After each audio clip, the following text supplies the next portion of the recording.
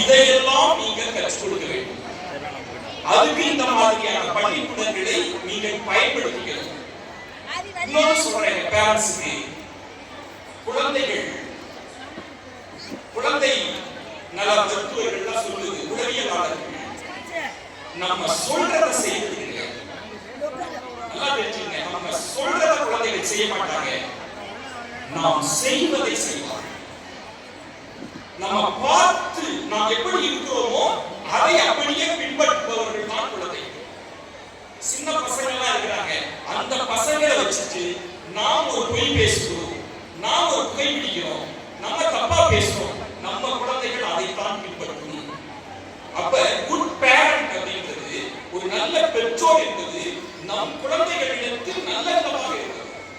நான் என் வீடுகளில் சொல்லுவேன், குழந்தைக்கு முன்னாடி அசிங்கமான வார்த்தை பேசாதீங்க, தப்பான வார்த்தை பேச, அந்த குழந்தைய அதை ரிப்பீட் பண்ணலாம், அதை செய்யலாம். இப்ப குழந்தைகள் இன்னும் சொல்லலாம், குழந்தைகள் இடத்தில் அப்பாவும் அம்மாவும் சண்டை போட கூடாதுன்றாங்க. குழந்தைகள் அதை கவனிச்சுட்டே இருக்கு.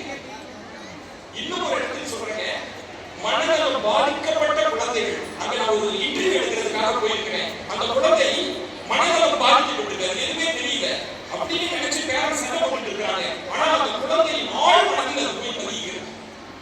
அப்ப குழந்தைகள் வளர்ப்புல நம்ம நிறைய விஷயங்கள் நம்ம செய்ய வேண்டியிருக்கு. அதுக்கு நீங்க தயாரா இருக்கணும். அடுத்து கம்பேர் பண்ணாதீங்க குழந்தைகளை. ரொம்ப முக்கியமான விஷயம், இவன் நல்லா படிக்கிறான், இவன் நல்லா படிக்கல, கம்பேர் பண்ண. கோயில் யானை பார்த்திருப்பீங்கல்ல, நான் எல்லா பள்ளிகளிலும் சொல்ற முக்கியமான விஷயம், கோயில் யானை பார்த்திருப்பீங்க. குழந்தை வளர்ப்புக்கும் கோயில் யானைக்கும் ஒரு சம்பந்தம் இருக்கு.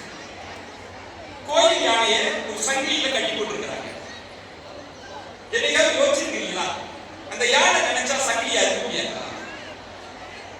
காட்டு யானையை பார்க்கிறோம், ஒரு மரத்தை பிடிக்க எரியுது, அப்படி இழுத்துச்சுன்னா ஒரு வேலையை அறுத்து எரியுது. ஏன் அந்த சங்கிலியை கோயில் யானையை அறுக்க மாட்டேங்குது? கோயில் யானையை எப்படி ட்ரெயின் பண்றாங்க தெரியுமா? சின்ன குட்டியாக இருக்கிற போது கோயில் யானையை ஒரு கயிறுல கட்டி